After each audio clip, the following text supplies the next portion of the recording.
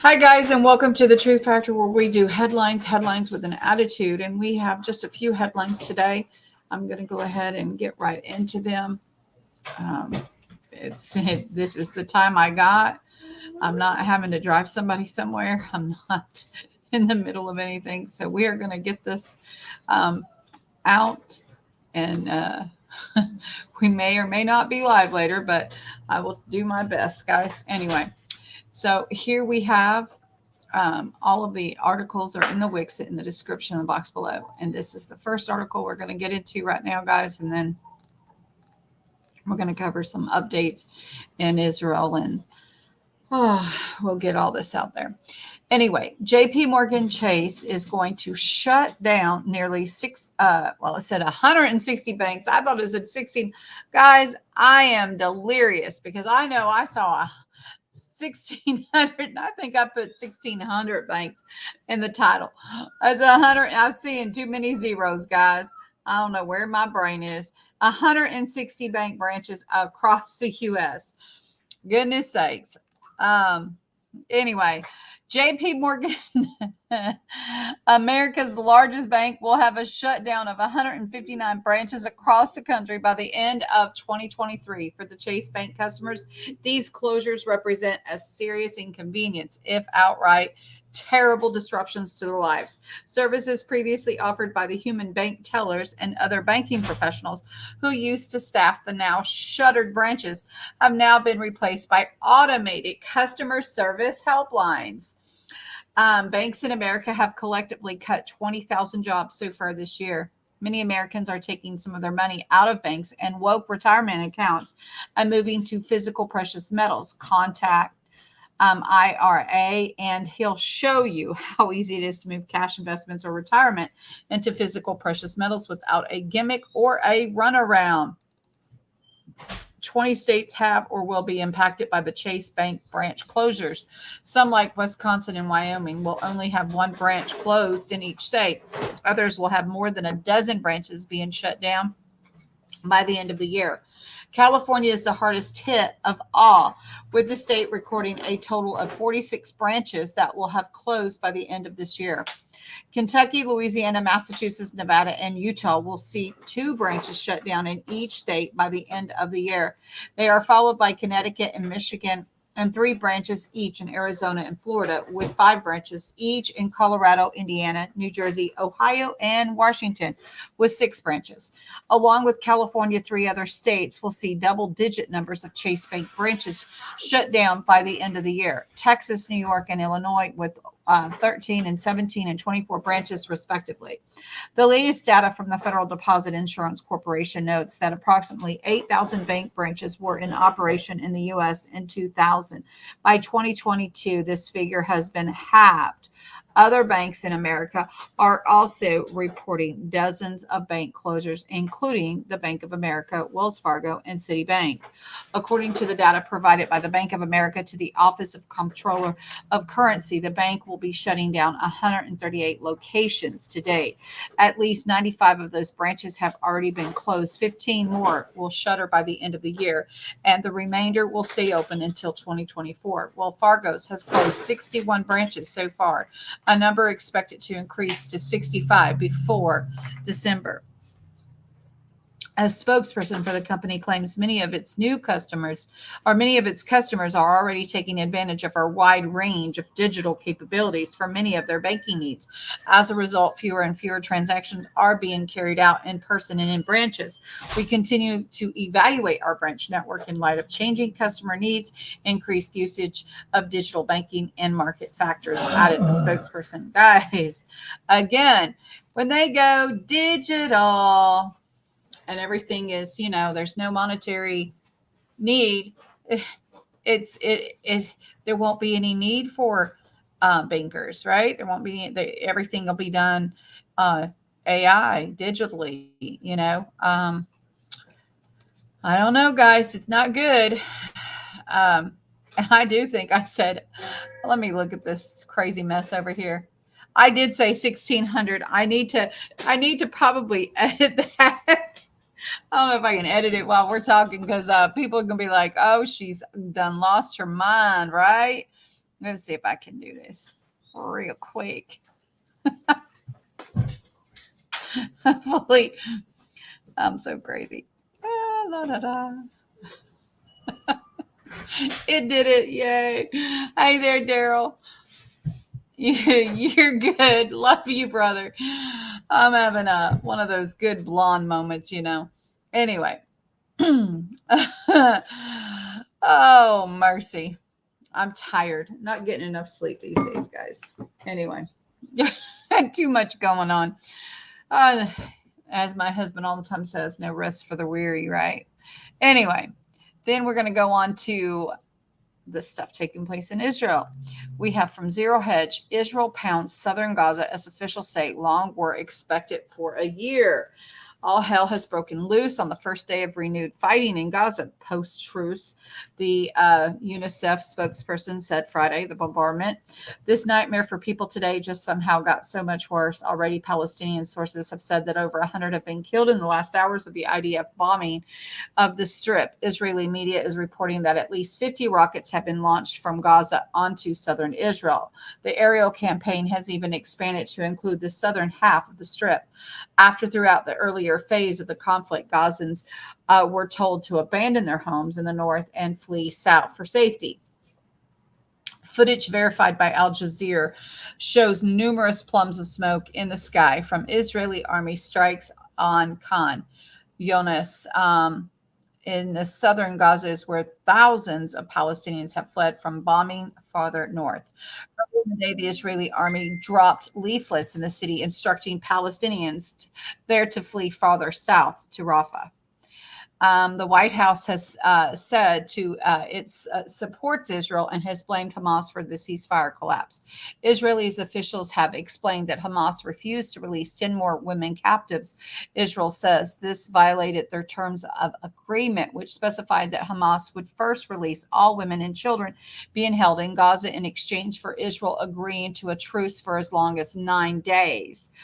Perhaps the biggest and the most ominous development in terms of what the future holds is seen as Israeli officials' words to Financial Times. The Netanyahu is planning for a long war, which could reach over the next year or more. Israel is planning a campaign against Hamas that will stretch for a year or more, with the most intensive phase of the ground offensive continuing into early 2024. The goals including killing the three top Hamas leaders, while securing a divisive military victory against the group's 24 battalions and underground tunnel network and destroying its government capability in Gaza. This will be a very long war. I think that's kind of all that they have in here, guys. I have a couple of other. Well, I guess this one does have a little bit more in it. Israeli military has informed Bibas family members that as it is assessing a claims that the youngest Israeli hostage, 10-month-old Kfir Bibas, his brother Ariel 4 and his mother Cherie are no longer alive. Oh my goodness sakes. This grim and tragic revelation is likely what left Israel with less incentive to keep the ceasefire going, also as pressure has mounted from ultra-conservative circles with Netanyahu.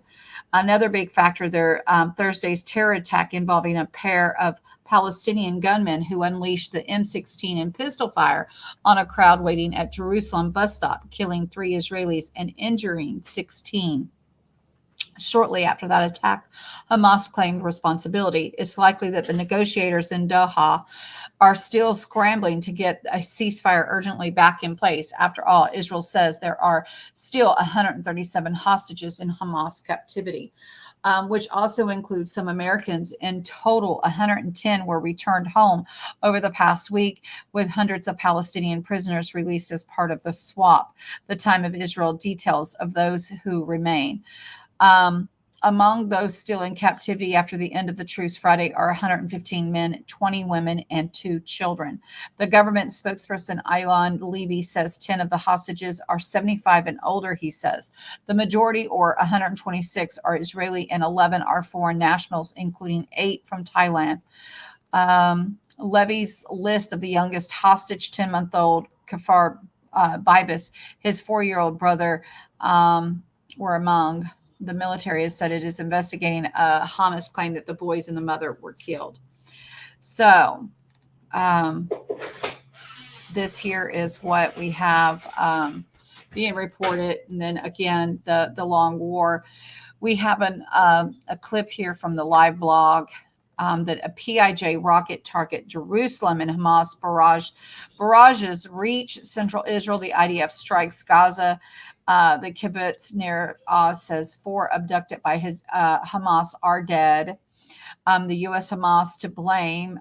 U.S. Hamas is to blame for the truce end. The IDF map is splitting Gaza into zones will help civilians avoid fighting. Okay, and then I also have clicked on this because it kind of takes you right to where we need to be.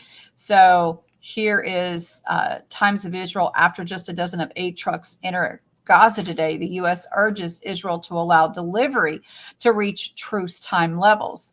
White House National Security Council spokesperson John Kirby says the U.S. is urging Israel to allow humanitarian aid to enter Gaza at the levels that were delivered during the 7-day pause that ended today.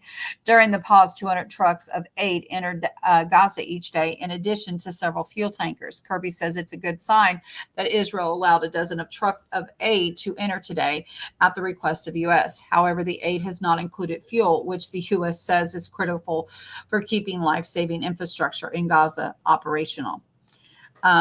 Then we have also, this here.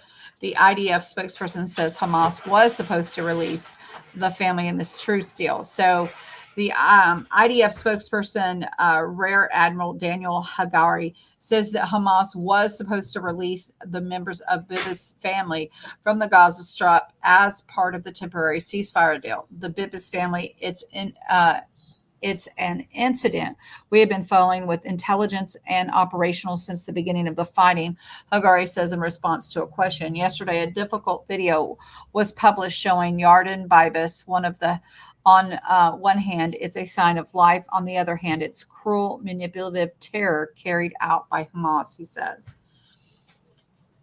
Oh, aren't they so beautiful? My goodness. We demand it today, like every day, during the framework to return the women and children as agreed upon in the deal, which Egypt and Qatar had a commitment to. Hamas decided to violate the framework, Hagari says. In the framework, the Bibas family, the mother and the kids, were supposed to be returned to Israel. Hamas decided not to do this, he adds. Then we have this. This is absolutely crazy, guys. Again, this is the United States, I think, trying to really control the situation. They really should not even, I see being, trying to, I don't know,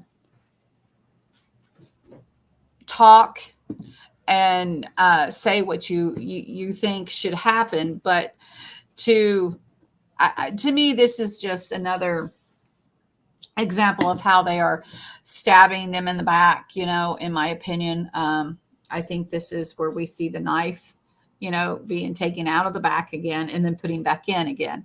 It's kind of like, in my opinion.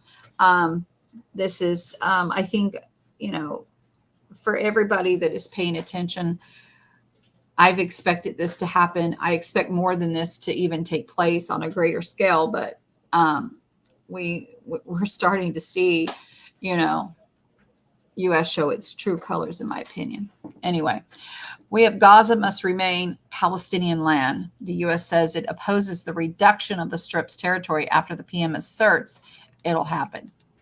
So White House security, John Kirby says that the U.S. opposes any reduction in Gaza's territory after a Cannes public broadcaster report revealed that Prime Minister Benjamin Netanyahu told the U.S. Secretary of State Blinken yesterday that Israel will create a security buffer zone deep into Gaza. We don't support any reduction of the geographic limits of Gaza. Gaza must remain Palestinian land and cannot be reduced, Kirby says during a press briefing. And again, I don't know how the United States thinks they can dictate, what people can do in their own country, but they do a good job of it, right?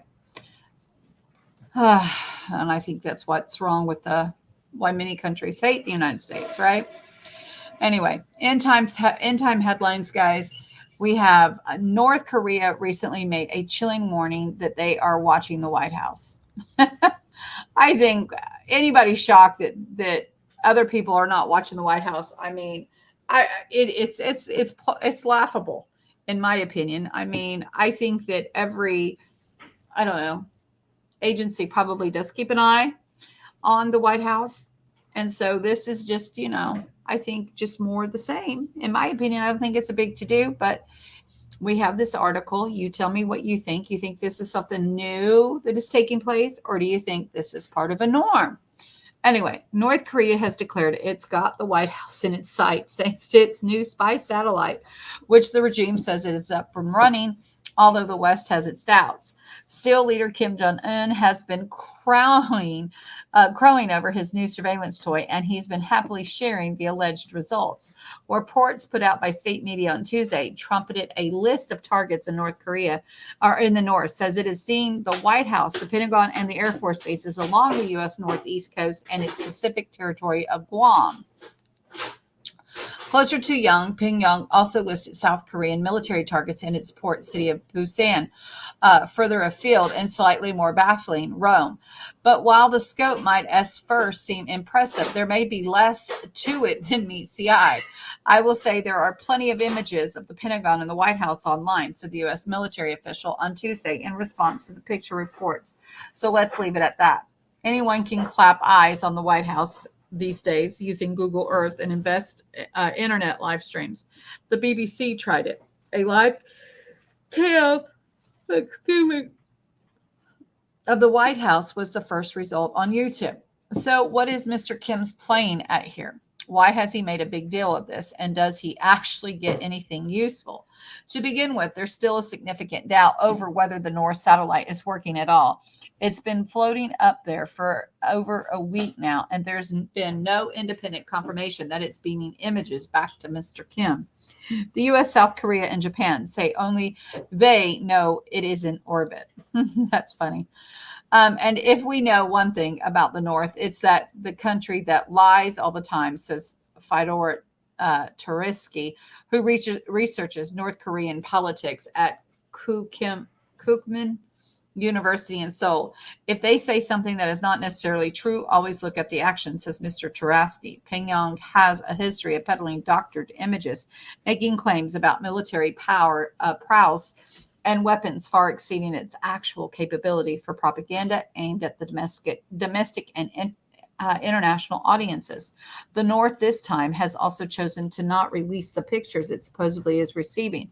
It might be withholding the pictorial evidence so its enemies won't know the scope of what it's seeing exactly. But it has in the past released pictures of its proud of.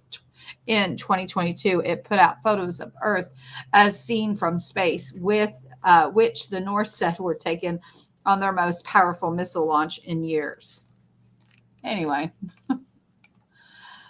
I just don't even know what to make of it, guys. I mean, is it a big deal? I mean, it's not as if,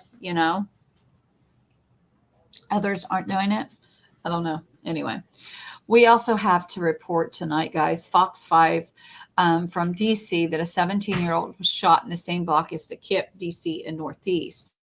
The police department were on the scene of a shooting at the same block where KIPP DC College Prep High School is located. Police are on the scene in the 1400 block of Brentwood Parkway Northeast in response to a shooting.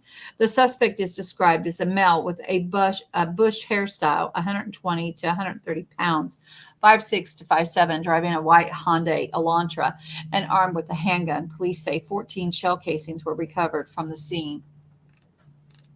According to police, a juvenile male who is approximately 17 years old was located conscious and breathing. They were transported to a local hospital for treatment. Police believe this shooting was targeted. Read the entire message below that was sent to the KIPPDC parent and staff. We want to bring to your attention an incident that occurred this morning near KCP. Our school is currently in secure status after receiving a report of a student who sustained a non-life threatening injury in a shooting off campus. The Metropolitan Police Department and emergency medical care are on site, and the student is currently stable. Access to campus is currently limited given police activity. Students must remain indoors and on campus until the secure status is lifted. Students who are normally dismissed early will remain on campus until the secure status is lifted by MPD. The safety and the well-being of our students are our top priorities, and we are cooperating fully with the authorities. We understand that incidents like these can be concerning. We know that such incidents can cause stress and anxiety. If your family would like to be put in touch with mental health team members, please reach out to your child's principal. Anyway, so this is what took place today. Oh, mercy, guys. So crazy stuff. And then we have also from End Time Headlines, AI just wrote legislation in Brazil. Will this become a common soon? I don't know. I pray not. But city lawmakers in Brazil have enacted what appears to be the nation's first legislation written entirely by artificial intelligence, even if they didn't know it at the time. Now, guys, I find this very, artificial intelligence has nothing to do with legislation. I mean, it doesn't affect AI.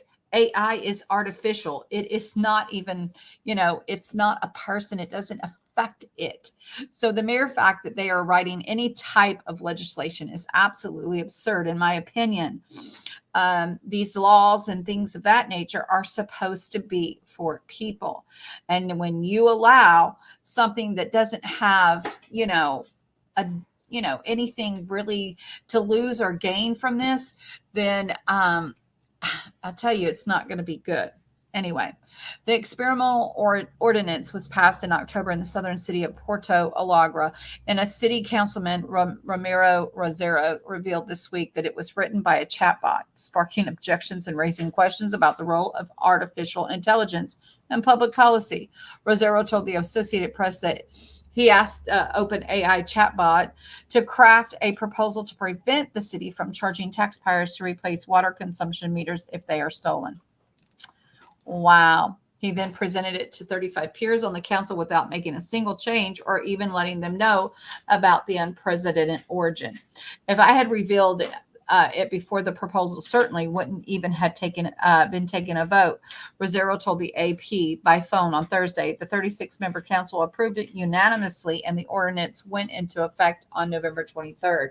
It would be unfair to the population to run the risk of the project not being approved simply because it was written by artificial intelligence, it added. Well, I think it's very unfair that we have AI trying to write legislation. Just saying. That's my opinion. I think this is absolutely just atrocious, in my opinion. Just not even right. But, hey, when we see stuff like Terminator happen, I guess maybe, people might wake up. I don't know. Anyway, that is what we have for you today. I do have, hi there, Rip Curl. Hello, Carol. Hello, Heidi. How are you? And friends do stab you in the front row, don't they? I hear you. It is indeed. It is. Absolutely. That's what I said. It doesn't have, a leg to stand on. It doesn't have anything to gain or lose. So why in the world would anybody be okay with that? I'm just saying. I mean, that is just me.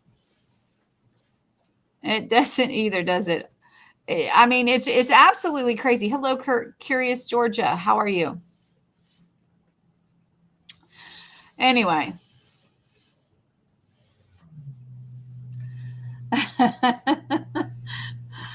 It's crazy. Okay, but I do really want to, before we end this stream, guys, I do want to come over here to some of these things that are taking place over here in the RSOE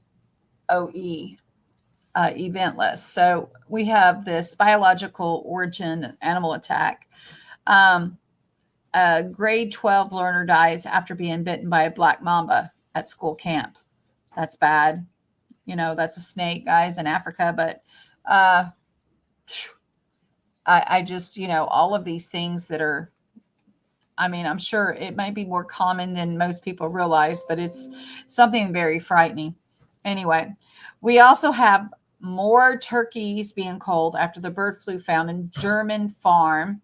And then we have Argentina declaring a health emergency due to an outbreak of equine virus.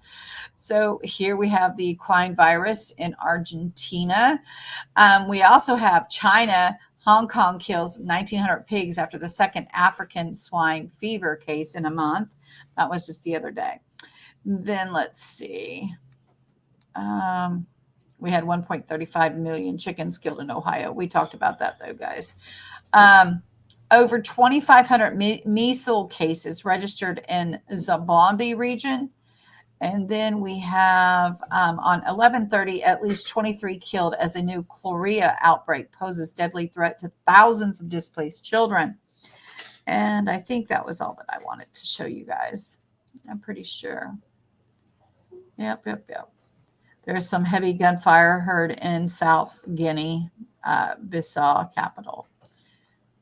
Anyway, and Finland is going to fully shut down shut Russia border after a migrant surge. And we have been covering that as well. Just a reminder. These are the things that are taking place today and over the last few days, guys. I do have, let me see if I can pull it up real quick. I do have a couple of articles, and this is from yesterday. I was going to do a stream. No, this isn't. This is from March, but I was going to do a stream yesterday, guys, and I did not do it. But I'm just going to give you the headlines, and I will drop this Wixit in here. And this was one of the articles. Hamas terrorist opened fire at the bus stop. It was mentioned in an article today, so you don't really probably need to go read it unless you want to. This here was about a truce, and it ended, obviously. And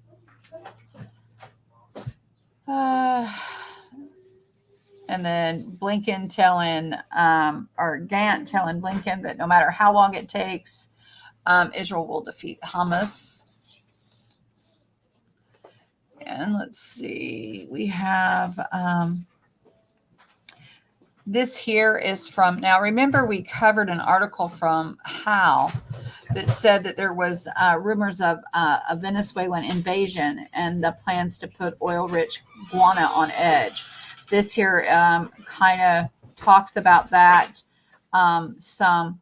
And so if you would like to read that, it is there. We also have from End Time Headlines, the LAPD rolled out a controversial mass surveillance tracking software. Guys, your life is not going to be private anymore as if it ever really was, but, it's going to be more intruded upon. We also have, again, articles about the white lung syndrome as China has been ordered to release more data regarding the outbreak. Here is Taiwan urging children, elderly, and vulnerable to not travel to the mainland China due to the mystery pneumonia. Yeah, it's not a mystery, guys. And then the scientific establishment warns of disease X while downplaying the Chinese pneumonia epidemic, right? You can't make this stuff up, guys. You really just can't. I wish I could. I wish I had such a creative mind. If I did, I'd probably be making millions, right? Anyway, then we also have the mystery pneumonia impacting children reaching America. Ohio hotspot emerges. And we already had that one.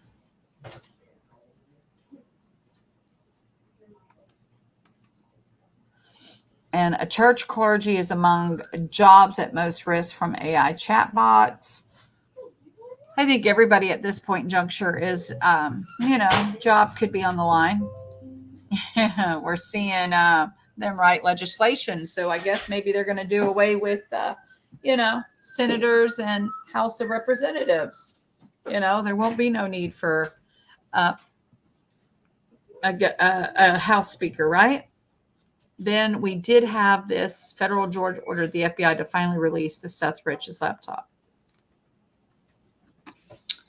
And that was what was in yesterday's headlines, guys. I'm going to drop that in chat here. Hi, Watchman. How are you, hon?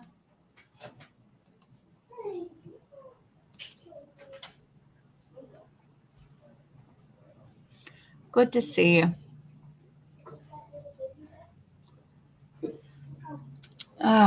Anyway, so they need the honey badgers to protect them. I hear you, sister. Anyway, it is time. We got so much going on, guys. Eyes are sore again. Oh, I'm so sorry, Watchman.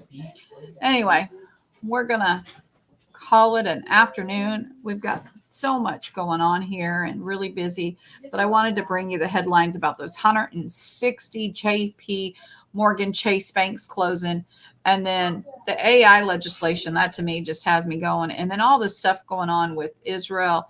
And I mean, I really do expect Israel to be, backstabbed by the U.S. I don't expect us to continue to support what they're signed up for do. I mean, Israel has made they've held nothing back. They've told us this was their intent from the very beginning. And you either supported it or you don't. You don't just halfway do it, right? But it is crazy. It is crazy. Anyway, God is good, and we will be praying for you, Watchmen. In fact, let's say a quick prayer.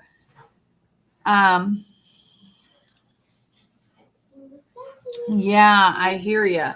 It's probably not going to be too much longer. Here we are, December 1st, and we'll just see what December holds, right? Anyway, we'll lift you up in prayer, Watchmen. Let's pray. Let's pray real quick before we end this stream, guys. Dear Heavenly Father, I just pray, Lord, I just pray that you touch Watchman, you touch him, you keep him in all thy way. I pray you touch him from the top of his head to the bottom of his feet, easing all pain, and just heal his body, heart, mind, body, and soul. We pray in Jesus' mighty name. Amen. Jamie's crying. Oh no. Y'all stop crying. I love y'all. I love y'all. Anyway, God bless you. We'll see you guys later. God bless. Bye.